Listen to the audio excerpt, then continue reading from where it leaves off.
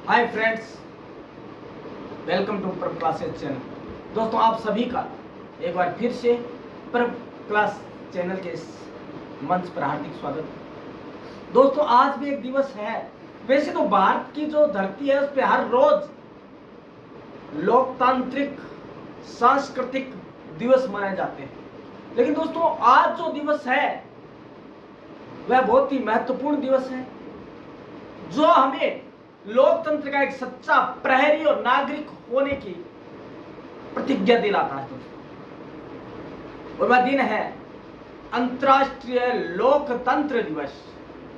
दोस्तों, सबसे पहले मैं आप सभी को अंतर्राष्ट्रीय लोक दिवस तांत्रिक दिवस की हार्दिक शुभकामनाएं देता हूं और फक्र करते हैं इस बात पर कि भारत को विश्व लोकतंत्र का जनक माना जाता है, क्योंकि भारत जैसा लोकतंत्र न तो कहीं है और न कहीं मिलेगा। दोस्तों, आज के दिन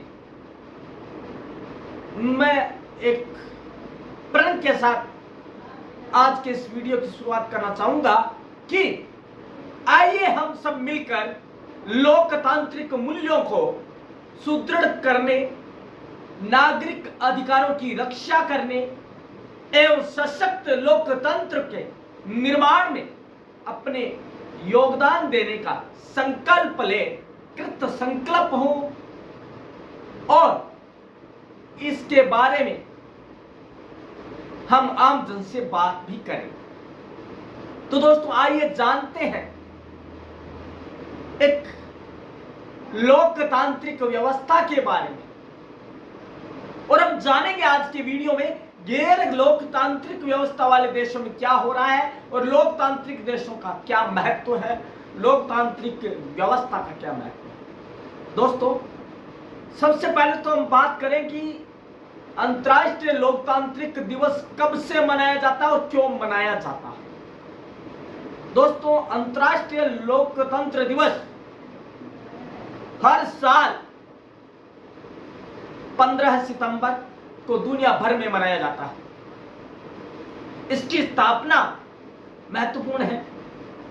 इसकी स्थापना 2007 में संयुक्त राष्ट्र संघ महासभा द्वारा पारित एक प्रस्ताव के माध्यम से की गई थी, जिसमें सरकारों को लोकतंत्र को मजबूत और एकमेव करने के लिए प्रोत्साहित करने की बात कही गई थी।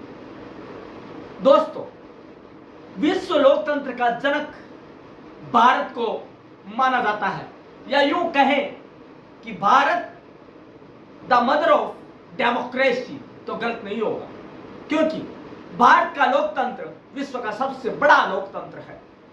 दोस्तों, भारतीय लोकतांत्रिक लोकाचार के सार को जो दर्शाने वाला है वह एक पुरानी अवधारणा है। भारतीय लोकाचार के अनुसार लोकतंत्र में समाज में स्वतंत्रता, स्वीकार्यता, समानता और समावेशिता और एकता के मूल्य शामिल होते हैं, और यह अपने आम नागरिकों को गुणवत्तापूर्ण और सम्मानजनक जीवन जीने का अधिकार प्रदान करता है।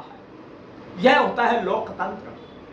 अंतर्राष्ट्रीय लोकतंत्र दिवस की हम पृष्ठभूमि में जाएंगे कि यह कब मनाया गया, पहली बार कब मनाया गया, इन सबको जानेंगे। दोस्तों, 15 सितंबर 1997 को अंतर संसदीय संघ IPU द्वारा लोकतंत्र पर एक सार्वभौमिक घोषणा पत्र लाया गया, जिसके बाद यह दिन अस्तित्व में आया।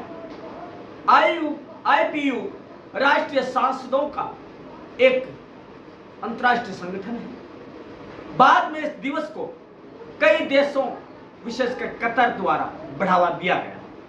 अंततः संयुक्त राष्ट्र महासभा ने 8 नवंबर 2007 को नए या पुनर्स्थापित लोकतंत्रों को बढ़ावा देने और मजबूत करने के लिए सरकारों के प्रयासों को संयुक्त राष्ट्र प्रणाली द्वारा समर्थन शीर्षक से एक प्रस्ताव पारित करके अंतर्राष्ट्रीय लोकतंत्र दिवस की स्थापना की। लोकतंत्र और मानवाधिकारों के बीच संबंध को मानवाधिकारों की सार्वभौमिक घोषणा के अनुच्छेद 21(3) में दर्शाया गया है। बात आती है कि अंतर्राष्ट्रीय लोकतंत्र दिवस का तो हमने मान लिया कि किस दिन से मनाया जा रहा है, लेकिन इसका महत्व क्या है, इसे समझना बहुत जरूरी है। दोस्तों, मानव अधिकारों की सुरक्षा और प्रभावी प्राप्ति के लिए लोकतंत्र सर्वोपरि व्यवस्था है। यह ऐसी व्यवस्था है जो कि आम जन को, आम नागरिक को अपने अधिकारों की सुरक्षा और अपने अधिकारों के उपयोग करने के लिए छूट प्रदान करता है। दोस्तों, इसलिए अंतर्राष्ट्रीय लोकतंत्र दिवस महत्वपूर्ण है, क्योंकि यह सभी देशों की सरकारों को लोकतंत्र के सिद्धांतों को मजबूत करने और एकीकृत करने के लिए प्रोत्साहित ही नहीं करता, बल्कि संचार के लिए एक मंच भी प्रदान करता है। दोस्तों, यह है अंतर्राष्ट्रीय लोकतंत्र दिवस का पहला और महत्वपूर्ण महत्व। यह दिवस संसदों के महत्व को उजागर करने तथा न्याय, शांति, विकास और मानवाधिकारों के लिए उनकी क्षमता और अधिवेश का जश्न मनाने में महत्वपूर्ण भूमिका निभाता है। यह दिन हमें उस गर्व की अनुभूति करवाता है कि हम लोकतंत्र जैसे व्यवस्था में श्वास ले रहे हैं और आगे बढ़ रहे हैं।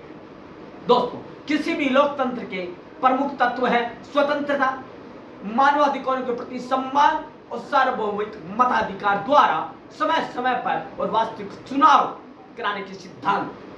दोस्तों, ये तत्व मानवाधिकारों की प्राप्ति भी सुनिश्चित करते हैं। ये अधिकार सुनिश्चित करते हैं कि लोकतांत्रिक व्यवस्था सबसे महत्वपूर्ण और सबसे उच्चतर व्यवस्था है। दोस्तों, मानव अधिकारों की सार्वभौमिक घोषणा और नागरिक तथा राजनीतिक अधिकारों पर अंतर्राष्ट्रीय अनुबंध में वे सभी राजनीतिक अधिकार और नागरिक स्वतंत्रताएं समाहित हैं जो सार्वत्रिक लोकतंत्र को आधारभूत विषय बनाते हैं। दोस्तों, लोकतंत्र का आधार आम नागरिक के अधिकार है। लोकतंत्र का आधार वे विशेषताएं हैं, वो समानताएं हैं, वो अधिकार है जो वह अपने आम नागरिक को देता है। दोस्तों, यह है लोकतंत्र, यह है लोकतंत्र दिवस का महत्व। भारतीय लोकतंत्र की विशेषताएं। दोस्तों, आज के युग में भारतीय लोकतंत्र की विशेषताएं क्या है वो समझ लेना जरूरी है। दोस्तों, हमने संपूर्ण विश्व में लोकतंत्र के रूप में अपना परचम फहराया है। हमने यह साबित किया है कि हम विश्व में लोकतंत्र के जनक हैं। क्यों है? क्योंकि हमारे यहां पर आम जन को उसे अपने अधिकारों की सुरक्षा का अधिकार दे रखा है। यहां का हर नागरिक स्वतंत्रता के साथ जी सकता है, उसे स्वतंत्रता के साथ जीने का, अपना जीवन यापन करने का और धर्म अपनाने का अधिकार है। दोस्तों, यह है लोकतंत्र। दोस्तों, भारत पूरे विश्व का सबसे बड़ा लोकतंत्र है। दोस्तों, जिसकी मतदाता आबादी दुनिया में सबसे बड़ी है। मतदाता, भारत का युवा मतदाता पूरे विश्व में सबसे ज्यादा है। फिर भी भारतीय लोकतंत्र की आम विशेषताएं क्या है वो आज के दिन जान लेना जरूरी है, क्योंकि जब अंतर्राष्ट्रीय लोकतंत्र दिवस की बात की जाती है तो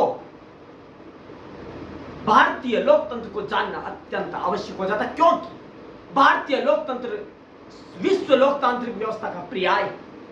दोस्तों, सार्वभौमिक मताधिकार के साथ बहुदलीय चुनाव जो केवल आयु प्रतिबंध के अधीन है, चुनाव के बाद सरकार में सुचारू परिवर्तन लाना, यह हमारे संविधान, यह हमारे लोकतंत्र की विशेषता है। स्वतंत्र प्रेस और न्यायपालिका का अस्तित्व तथा कानून की अदालतों में न्यायोचित नागरिक स्वतंत्रता की गारंटी, यह भी हमारे लोकतंत्र की प्रमुख विशेषताओं में आता है। भारत में संविधान ही सर्वोच्च है न संसद है, न न्यायपालिका है। हमारा जो संविधान है वो सर्वोपरि है। संविधान ही हमारी भाषा है, संविधान ही हमारी विशेषता है। दोस्तों, भारत में एक लिखित संविधान है, केवल बातचीत नहीं, लिखित है दोस्तों, जिसमें अन्य देशों के विपरीत नागरिकों का अधिकार, स्वतंत्रता और कर्तव्य को स्पष्ट रूप से परिभाषित किया गया है। कोई भी व्यक्ति किसी भी समय उस संविधान को ऑनलाइन या ऑफलाइन देख सकता है, पढ़ सकता है। दोस्तों, संघीय प्रणाली जिसमें सरकार की एकात्मक प्रणाली की ओर थोड़ा अधिक झुकाव है, यह भी दिखाया जाता है। दोस्तों, यह है हमारे भारतीय लोकतंत्र की विशेषता। दोस्तों, अंतर्राष्ट्रीय लोकतंत्र दिवस जैसा कि हम जानते हैं कि 15 सितंबर को मनाया जाता है, और इस वर्ष की मतलब 2024 वर्ष की जो थीम है वह है सुशासन के लिए आर्टिफिशियल इंटेलिजेंस। यह थीम है। दोस्तों, भारत में एआई का उपयोग प्रशासनिक प्रक्रिया को सुधारने और पारदर्शिता बढ़ाने के लिए किया जा रहा है।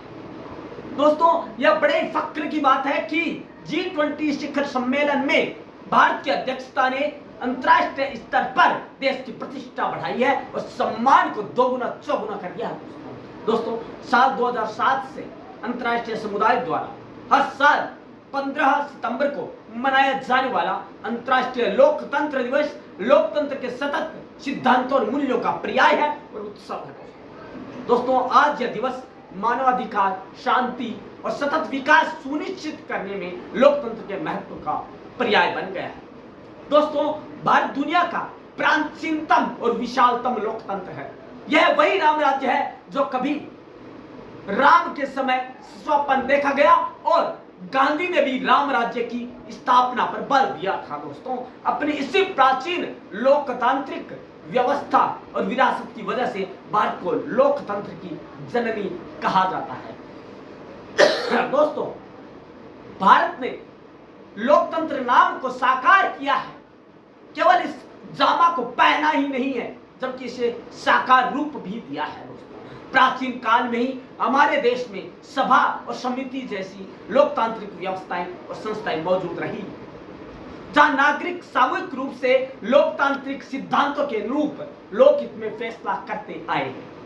आज से लगभग 2600 साल पहले हमारे देश के सभी हिस्सों में गणराज्यों का उदय हो चुका था, जहां सार्वजनिक भागीदारी और साझे से ढंग से फैसले लिए जाते थे। हमारे प्राचीन ग्रंथों में भी चर्चा, आम सहमति और समावेशिता के माध्यम से शासन करने की भारत की दीर्घकालिक परंपरा को दर्शाया गया है। दोस्तों, हमारे लिए यह बहुत ही फक्र, गौरव और गर्व की बात है कि अपने देश में इतनी बड़ी भौगोलिक, भाषाई, खान पान और रहन सहन की विविधताएं होने के बावजूद भी हमने एकता और अखंडता के मूल्यों को हमसे दूर होने नहीं दिया है और आदर्शों की स्थापना में अपना अहम योगदान दिया है। दोस्तों, अपनी इसी लोकतांत्रिक विरासत से शक्ति पाकर हमने साल 1947 में आजादी पाने के बाद सहज रूप से देश में आधुनिक संसदीय लोकतंत्र की स्थापना की। जिस वक्त भारत ने आजादी पाई थी उसी समय कई दूसरे राष्ट्र भी आजाद हुए थे, लेकिन उनमें से कुछ राष्ट्रों ने लोकतांत्रिक प्रणाली सफल नहीं हो सकी। इसलिए हमारे नव स्वतंत्र राष्ट्र के लिए तमाम चुनौतियों और मुश्किलों के बावजूद लोकतंत्र के आधार पर शासन प्रणाली की स्थापना करना बहुत ही बड़ी उपलब्धि मानी गई। दोस्तों, आजादी पाने के बाद अपने संविधान के मार्गदर्शन में और लोकतांत्रिक निर्णय प्रणाली के आधार पर और लोकतांत्रिक मूल्यों के आधार पर सहमति और असहमति होने के बावजूद हमने अलग अलग तरह की चुनौतियों का समाधान निकाला है और आज हम दुनिया के सबसे बड़े लोकतंत्र के रूप में एक अहम और अग्रणी भूमिका निभा रहे हैं। हमारे लिए गौरव की बात है कि भारत एक ऐसा देश है जहां गांव से लेकर राष्ट्रीय स्तर तक सभी स्तरों पर लोकतांत्रिक व्यवस्था स्थापित की गई है। दोस्तों, हमारे देश में स्थानीय से लेकर राष्ट्रीय लोकतांत्रिक संस्थाएं स्थापित है जिन्हें संवैधानिक दर्जा मिला हुआ है। असंवैधानिक कुछ भी नहीं है, सभी को संवैधानिक दर्जा है। लोकतंत्र को सही मायनों में जन जन तक सफलता से पहुंचाना भारतीय लोकतंत्र की उत्कृष्ट उपलब्धि मानी गई है। दोस्तों, हर साल अंतर्राष्ट्रीय लोकतंत्र दिवस के लिए एक विश्व स्तरीय विशिष्ट थीम भी चुनी जाती है, जो लोकतांत्रिक प्रशासन के सामने उपस्थित मौजूदा चुनौतियों का हल करने का रास्ता दिखाती है। दोस्तों, जैसा कि हमने जाना कि इस साल की थीम सुशासन के लिए आर्टिफिशियल इंटेलिजेंस है।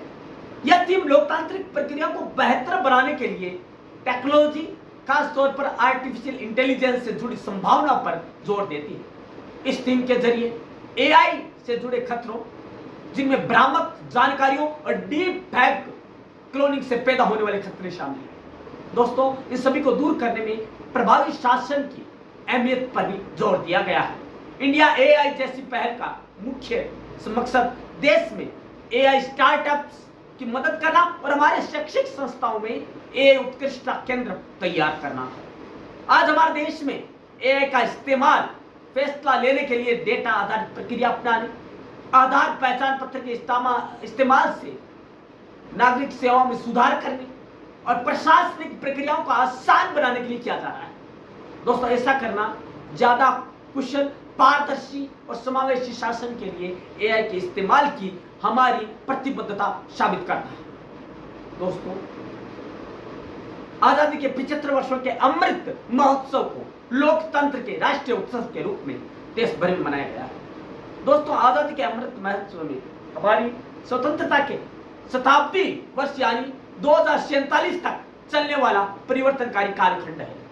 अमृत काल में हमारा संकल्प देशवासियों में अपनी लोकतांत्रिक विरासत के लिए गौरव पैदा करना और उसके आधार पर देश में समावेशी व सतत विकास को तय करते हुए विकसित भारत के लक्ष्य को साकार करना है। दोस्तों, अमृत काल में ही भारत को G20 शिखर सम्मेलन की मेजबानी करने का अनूठा मौका भी मिला है। दोस्तों, दुनिया के सबसे बड़े लोकतंत्र के रूप में भारत ने साल 2023 में G20 की अध्यक्षता की, जिसने अंतर्राष्ट्रीय स्तर पर हमारे देश की प्रतिष्ठा और मान को बढ़ाया है। दोस्तों, इस शिखर सम्मेलन का मुख्य विषय एक पृथ्वी, एक परिवार, एक भविष्य था।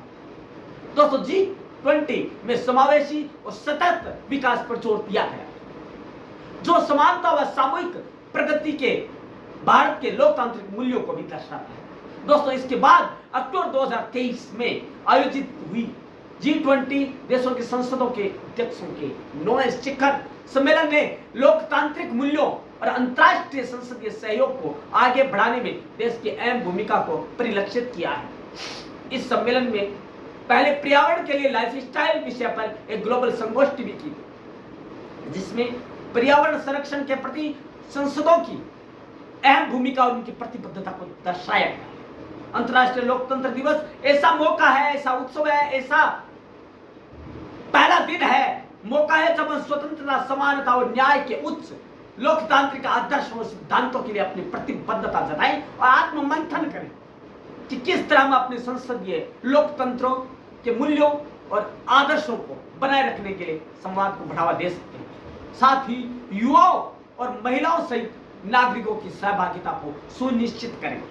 दोस्तों, संसदों और संस्थाओं की जवाबदेही तय करेंगे ताकि वे मजबूत और समावेशी बने। अंतर्राष्ट्रीय लोकतंत्र दिवस के अवसर पर हम सभी अपने देश की लोकतांत्रिक व्यवस्था प्रक्रिया में सक्रिय रूप से भाग लेने और एक न्यायपूर्ण व समता मूलक समाज बनाने के लिए साथ मिलकर काम करने की प्रतिज्ञा करें। इसी में अंतर्राष्ट्रीय लोकतंत्र दिवस की सार्वभौमिकता है। दोस्तों, हम ले चलते हैं आपको लोकतंत्र दिवस के, अंतर्राष्ट्रीय लोकतंत्र दिवस के थीम की।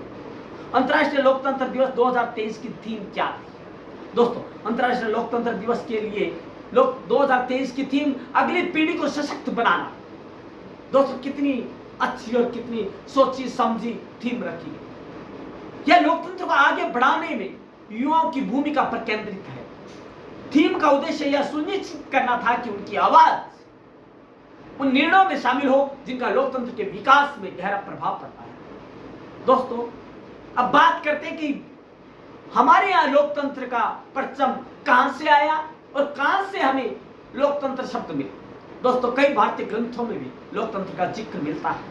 दोस्तों हमारे जो वेद हैं, ऋग्वेद और अथर्ववेद हैं, सबसे पहले उपलब्ध पवित्र ग्रंथ सभा, समिति और संसद जैसी सहभागी संस्थाओं का है।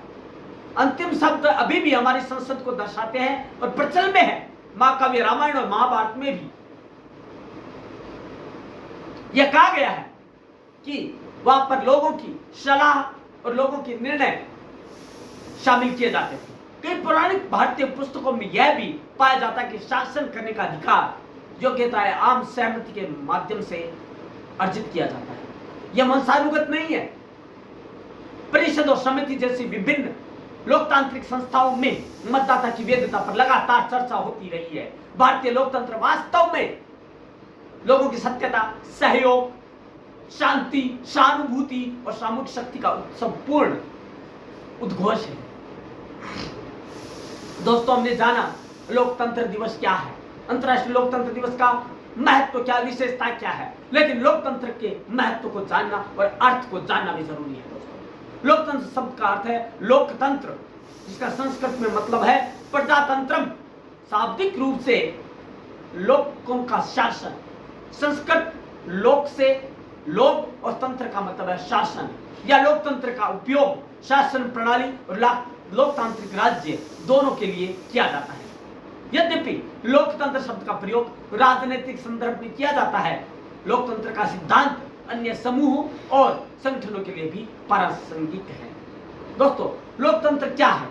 लोकतंत्र अंतर संसदीय संघ के अनुसार लोकतंत्र के प्रमुख तत्वों में नियमित अंतराल पर स्वतंत्र और निष्पक्ष चुनाव कराना और लोगों को खुद को अभिव्यक्त करने में सक्षम बनाना शामिल है। लोकतंत्र में चुनाव सार्वभौमिक, समान और गुप्त मताधिकार पर आधारित होनी चाहिए ताकि सुनिश्चित किया जा सके कि सभी नागरिक खुलेपन, समानता और पारदर्शिता की स्थितियों में अपने प्रतिनिधियों का चुनाव करें और राजनीतिक प्रतिस्पर्धा को प्रोत्साहित करें और सही व्यक्ति को आगे लाने में अपने मत का उपयोग करें।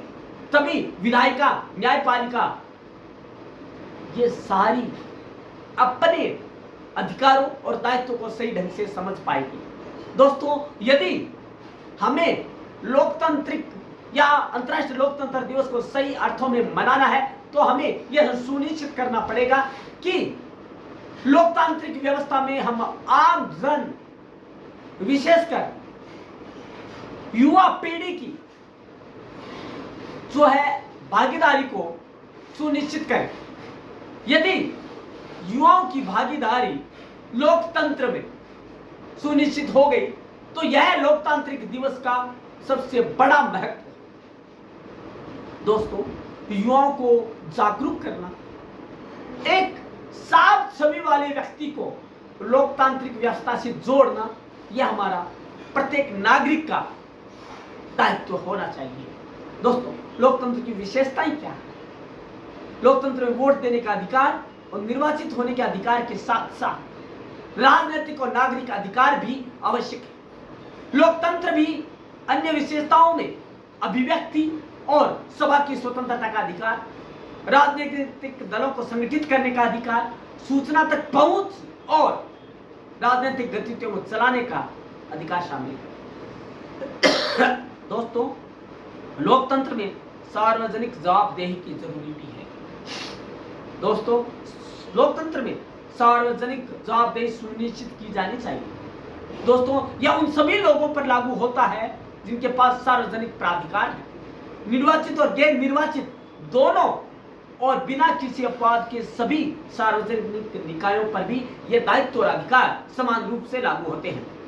दोस्तों 16वें अमेरिकी राष्ट्रपति स्वर्गीय अब्राहम लिंकन के शब्दों में लोकतंत्र लोगों के लिए और लोगों के द्वारा सरकार है। यह अब्राहम लिंकन का बड़े ही स्वर्णिम शब्दों में कहा गया एक शब्द है। ब्रिटानिका के विश्वकोश में लोकतंत्र को लोगों द्वारा शासन के रूप में परिभाषित किया गया है।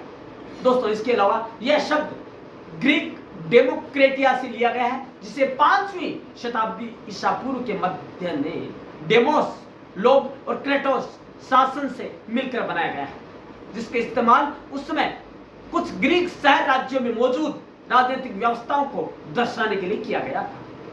15 अगस्त 1947 को भारत ब्रिटिश औपनिवेशिक शासन से मुक्त हुआ और 26 जनवरी 1950 को राष्ट्र ने स्वयं को एक संप्रभु, समाजवादी, धर्मनिरपेक्ष, लोकतांत्रिक गणराज्य घोषित किया था। हर साल 15 सितंबर को अंतर्राष्ट्रीय लोकतंत्र दिवस के रूप में मनाया जाता है, जिसका उद्देश्य लोकतंत्र के सिद्धांतों और बढ़ावा देना, बनाए रखना और दुनिया में लोकतंत्र की स्थिति की समीक्षा करना है। दोस्तों, इसके अलावा अंतर्राष्ट्रीय लोकतंत्र दिवस पर हम ऐसे देशों की ओर रुख करेंगे, जानेंगे जहां पर गैर लोकतांत्रिक सरकारें हैं, जहां लोकतांत्रिक सरकार नहीं है। पहले तो हम देखेंगे उत्तरी कोरिया, जो कि विश्व में सबको परेशान करने में आगे रहता है। दोस्तों, भले ही औपचारिक नाम democratic people's republic of Korea है इसका नाम, लेकिन उत्तरी कोरिया का अत्यधिक केंद्रीकृत अधिनायकवादी राज्य है। इस तानाशाही राज्य ने वर्तमान में उनके सर्वोच्च नेता किम जोंग उन का शासन है, जिनका परिवार 1948 से शासन कर रहा है। समाज दमनकारी है और सरकार अभिव्यक्ति और प्रेस की स्वतंत्रता, आवागमन और सूचना की स्वतंत्रता जैसे बुनियादी अधिकारों पर गंभीर प्रतिबंध लगाती है। यह है वहां की लोकतांत्रिक व्यवस्था, जिसे हम अलोकतांत्रिक व्यवस्था भी कहते हैं। कथित तौर पर नागरिक अक्सर जबरन श्रम, सार्वजनिक निष्पादन, विनाश, हत्या, कारावास, विभिन्न प्रकार की यातना, कारावास, बलात्कार, जबरन गर्भपात और यौन उत्पीड़न और अन्य प्रकार की हिंसा के शिकार होते रहते हैं। दोस्तों, इनके अलावा भले ही उत्तरी कोरिया दुनिया के सबसे गरीब देशों में से एक है, लेकिन उसके पास एक बड़ी सेना है। कथित तौर पर उसके पास अवैध परमाणु हथियार भी है। यह देश बैलिस्टिक मिसाइल कार्यक्रम शुरू करने के लिए भी जाना जाता है और कथित तौर पर विदेशी नागरिकों का अपहरण करने के लिए जिम्मेदार है, जो कि अंतर्राष्ट्रीय शांति और सुरक्षा के लिए गंभीर खतरा बना हुआ है। दोस्तों, इसके अलावा चीन के बारे में हम जानेंगे। औपचारिक रूप से पीपुल्स रिपब्लिक ऑफ चाइना के नाम से जाना जाने वाला दुनिया का सबसे अधिक आबादी वाला देश, एक पार्टी की कम्युनिस्ट तानाशाही वाला देश है। एक पार्टी, चीन की कम्युनिस्ट पार्टी सर्वोच्च सत्ता है और 1949 से सत्ता पर एकाधिकार रखती है। शी जिनपिंग चीन के वर्तमान राष्ट्रपति हैं। दुनिया के सबसे बड़े कम्युनिस्ट देश की अर्थव्यवस्था का एक बड़ा हिस्सा सरकार के नियंत्रण में है। दोस्तों, नागरिकों पर इंटरनेट और सोशल मीडिया सेंसरशिप जैसे प्रतिबंध है, जो कि नागरिकों के अधिकारों को कुचल देने में सक्षम है। अभिव्यक्ति की स्वतंत्रता, संगठन बनाने, एकत्र होने और धर्म की स्वतंत्रता सहित मौलिक अधिकारों पर सीमाएं हैं तथा चुनाव के दौरान विकल्प की कमी है, क्योंकि विपक्षी दलों को अवैध माना गया है। एक देश एक पार्टी की जो सार्वभौमिक परिभाषा है वो प्रचलित है। अफगानिस्तान, दोस्तों, अफगानिस्तान का हमने रवैया पिछले ही दिनों देखा है, ज्यादा समय नहीं। दोस्तों, अमेरिका के नेतृत्व वाले सैन्य गठबंधन के कारण सत्ता से गिरने के लगभग 2 दशक बाद कट्टरपंथी इस्लामी समूह तालिबान नामांकित आतंकवादियों सहित ने अगस्त 2021 में अफगानिस्तान में फिर से सत्ता हासिल कर। यह दूसरी बार है जब वे अफगानिस्तान पर नियंत्रण हासिल करने में सफल हुए। सत्ता में उनका पहला कार्यकाल 1996 से 2001 के बीच था। पिछले साल अगस्त में सत्ता में आने के बाद से ही तालिबान ने लड़कियों और महिलाओं पर प्रतिबंध लगा दिए हैं, जिनमें उन्हें बुर्का पूरी तरह से ढकने का आदेश देना, कथित तौर पर उन्हें काम पर आने की अनुमति नहीं देना, महिलाओं की उच्च शिक्षा पर प्रतिबंध लगाना, यानी उन्हें सार्वजनिक जीवन से सफलतापूर्वक दूर रखना शामिल है। इनके अलावा देश इस समय गरीबी, भूखमरी, कुपोषण, कार्यस्थल पर वेतन की कमी और अत्यंत अस्थिर सुरक्षा सहित अनेक मानवीय संकटों का सामना कर रहा है, लेकिन अफगानिस्तान अभी भी लोकतांत्रिक व्यवस्था को अपनाने के लिए तैयार नहीं है। दोस्तों, इसके अलावा वियतनाम, दोस्तों, वियतनाम एक दलीय साम्यवादी राज्य है इस देश में राष्ट्रपति राज्य का मुखिया होता है, जबकि सरकार का नेतृत्व प्रधानमंत्री करता है। वियतनाम की सरकार में कई शाखाएं शामिल है। कार्यकारी, जिसे राष्ट्रपति और सरकार द्वारा प्रशासित किया जाता है। वियतनाम की विधायिका और राष्ट्रीय सभा और न्यायपालिका न्यायालय। राजनीति और समाज की बात करें तो इसमें मुख्य भूमिका वियतनाम की कम्युनिस्ट पार्टी की है, जो कई बुनियादी अधिकारों को दबाने के लिए जानी जाती है। पार्टी को राजनीतिक सत्ता पर पूरा एकाधिकार प्राप्त है। वह अभिव्यक्ति की स्वतंत्रता, प्रेस और धर्म की स्वतंत्रता जैसे बुनियादी अधिकारों पर सख्त प्रतिबंध लगाती है।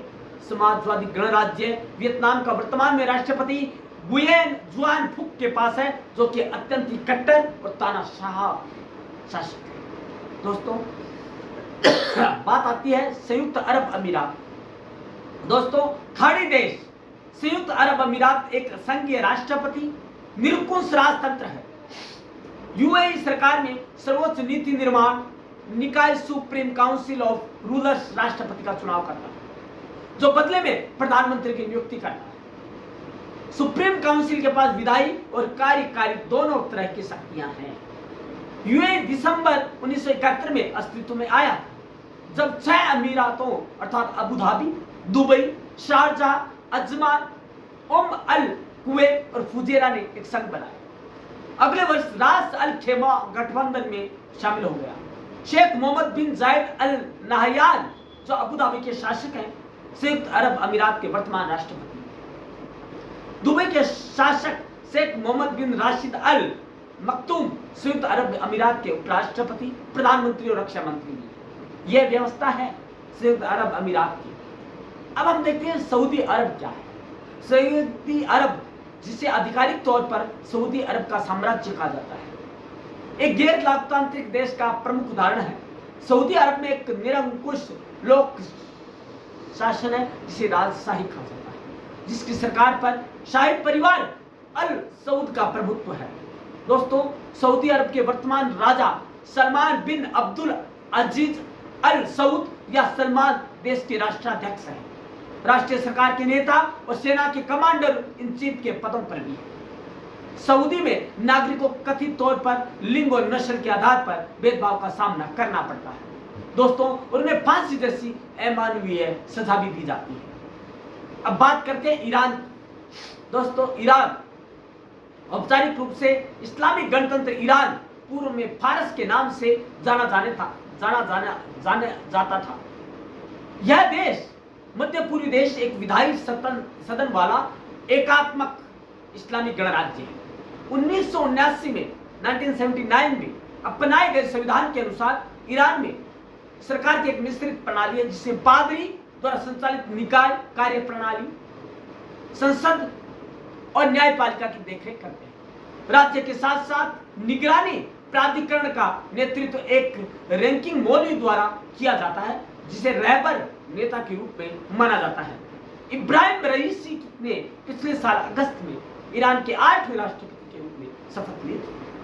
म्यांमार 1 फरवरी 2021 को म्यांमार में लोकतांत्रिक रूप से चुनी गई सरकार को सैन्य तख्तापलट ने गिरा दिया। दोस्तों, जनरल मिन ऑन फ्लाइंग तत्मादाव या सेना के कमांडर इन चीफ निर्वाचित सरकार को हटाने के बाद वर्तमान में सत्ता में है।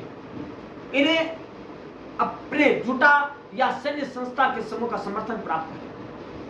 कार्यभार संभालने के तुरंत बाद जनरल मिन ऑन फ्लाइंग ने आपातकाल की घोषणा की, जिसने 2023 तक बढ़ा दिया गया। इस साल अगस्त में घोषणा की गई थी। देश की अपदस्थ नेता आंग सान सू की वर्तमान में एकांत में कारावास में है। दोस्तों, यह है लोकतांत्रिक दिवस पर जाना जाने वाली जानने लायक जानकारी, जो आपने आज से पहले कभी नहीं जानी होगी, एक वीडियो के माध्यम से, एक चैनल के माध्यम से, और वो भी हिंदी में। दोस्तों, अंग्रेजी में बहुत सा मैटर, बहुत सी जानकारी उपलब्ध है, लेकिन हमारी अपनी भाषा में, जैसा मैंने कल कहा था कि अपनी भाषा में यदि बात करें तो बहुत महत्व है। अपनी भाषा में जाना जाए, वही है महत्व का चीज, वही है महत्व की बात। अपनी भाषा में बात करना सबसे ज्यादा प्रभावी है। दोस्तों आज की वीडियो में हमने जाना कि लोकतंत्र क्या है, लोकतंत्र में हमारी क्या भागीदारी है, लोकतंत्र में युवाओं का क्या योगदान है। यह एक लोकतंत्र दिवस मनाने का नहीं है, समय है हर दिवस को लोकतांत्रिक दिवस मनाने का। तभी हम विश्व लोकतंत्र के गुरु के रूप में जो हमें यह पद मिला है उसी गुरूर को बनाए रखने में सक्षम हो पाएंगे। दोस्तों यदि हमें हमारे विश्व गुरु बनाए रखने में खुद को फक्र महसूस करना है तो हमें युवाओं के हाथों में मोबाइल नहीं, इंटरनेट नहीं, जबकि उस व्यवस्था को सौंपना होगा जो कि पूरे विश्व में अपना सर ऊपर उठाकर चलने में बच्चों को योगदान दे सकता है। दोस्तों आज जरूरत है तो इस चीज की है कि हम लोकतंत्र में ऐसे मूल्यों की स्थापना करें जो कि युवा शक्ति को उसके अपने पथ पर आगे बढ़ाने के लिए सहायक सिद्ध हो। दोस्तों लोकतंत्र में क्या है क्या नहीं है यह तो उसे अपनाने पर ही पता चलता है। दोस्तों हमारा देश भारत देश हिंदुस्तान आज एक स्वर्णिम लोकतंत्र शासन का पहरुआ है। दोस्तों लोकतंत्र का जो अर्थ भारत ने समझाया है वो कोई भी देश समझाने में अग्रिम नहीं रहा है। भारत को विश्व गुरु ऐसा ही नहीं कहा जाता है, भारत तो विश्व गुरु है अपनी लोकतांत्रिक व्यवस्था की वजह से, अपने सांस्कृतिक मूल्यों की वजह से और अपनी थात की वजह से। दोस्तों हमारे ग्रंथों में राम राज्य की स्थापना की बात की गई है और राम राज्य का अर्थ है लोकतांत्रिक व्यवस्था, जनता के लिए जनता के द्वारा शासन। माना कि इसकी परिभाषा अब्राहम लिंकन ने दी, लेकिन हमारे यहां यह व्यवस्था प्रभु राम के समय से, मर्यादा पुरुषोत्तम राम के समय से यही परिभाषा प्रचलित है। दोस्तों चाहे वह गांधी का युग रहा हो, चाहे राम का युग रहा हो, चाहे कृष्ण का युग रहा हो, हमारे यहां लोकतंत्र की व्यवस्था सदैव मौजूद रही।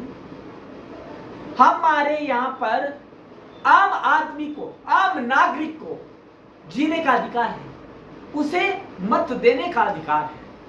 ऐसा नहीं है कि उसके जाकर उसके साथ में हाथ पकड़कर वोट दिया जाए कि इसी को देना है, नहीं। वो अपने मन से आत्मा के साथ सहयोग कर वोट दे सकता है। उसे अधिकार है अपना पहरुआ चुनने का, उसे अधिकार है अपना नेता चुनने का, उसे अधिकार है सार्वजनिक लोकतांत्रिक प्रणाली में अपना योगदान देने का। दोस्तों आज का युग है युवाओं को जागृत कर उनके हाथों में यह बागडोर सौंपने की। दोस्तों लेकिन यह युवा अजगर की लीक पर चल पड़ा है और वह लीक बहुत ही घातक है और लीक है मादक पदार्थों में झूलना, वह लीक है ज्यादा समय ऑनलाइन मीडिया पर बिताना, वह लीक है उच्छृंखल आदतों का शिकार होना। दोस्तों यदि हमें अंतर्राष्ट्रीय लोकतंत्र दिवस को साकार करना है, यथार्थ बनाना है, तो हमें आज के युवा के हाथ में, युवा पीढ़ी के हाथों में वो मूल्य, वो आदर्श संभालने के लिए देने होंगे। उनके लिए उन्हें काबिल बनाना होगा कि वे प्रभु राम की तरह मर्यादा पुरुषोत्तम राम बने और अगली बार पशुपातास्त्र की तरह लोकतंत्र के मूल्यों को अंगीकार करे, स्वीकार करे और उन आदर्शों को पालित और पोषित करने में अपना योगदान दे, तभी यह लोकतंत्र है वो जीवित रह सकेगा। दोस्तों यदि हमने अपनी भाषा को नहीं अपनाया, अपने मूल्यों को नहीं अपनाया, तो कोई दूसरा आकर नहीं अपनाएगा। दोस्तों यह हमें छोड़ना होगा कि भगत सिंह पैदा हो लेकिन मेरे घर में नहीं। दोस्तों स्वयं से ही हमें शुरुआत करनी पड़ेगी। स्वयं से शुरुआत करने में ही देश की और हमारी भलाई है। देश इसी आधार पर आगे बढ़ता है कि हम लोकतांत्रिक मूल्यों को लेकर हम स्वयं चले और एकला चलो के पथ पर चलते रहे हर कोई व्यक्ति हमारे साथ जुड़ता जाएगा। दोस्तों, यह देश विवेकानंद का देश है, यह देश है भगत सिंह का देश है, यह युवा है देश भारत सुभाष चंद्र बोस की वजह से, यह देश है उस भगत सिंह का, यह देश है चंद्रशेखर आजाद का, यह देश है गांधी का, जिन्होंने बिना खड़क बिना ढाल के आजादी दिला दी और लोकतांत्रिक देश की स्थापना कर दी। दोस्तों, लोकतांत्रिक राष्ट्र केवल शब्दों से नहीं बनता, यह बनता है एक बहुत बड़ी आहुति से, और वो आहुतियां दी गई 1947 के लिए। दोस्तों, आज हम एक प्रण लेते हैं कि हमें आने वाले दिनों में लोकतांत्रिक व्यवस्था को और आगे बढ़ाना है। हमारा जो लोकतांत्रिक व्यवस्था का गुरूर है, घमंड है, गर्व है, उसे बनाए रखने में हमारा योगदान देना है। तभी दोस्तों हम सही मायने में एक सच्चा नागरिक कहलाने के लायक बनेंगे। दोस्तों, इसी प्रण के साथ हम और आप विदा नहीं ले रहे हैं। हम कल इसी समय इसी मंच पर मिलने के लिए कुछ क्षण के लिए अलग हो रहे हैं, लेकिन संसार की व्यवस्था वही बनी रहेगी, लोकतांत्रिक व्यवस्था वाली। धन्यवाद।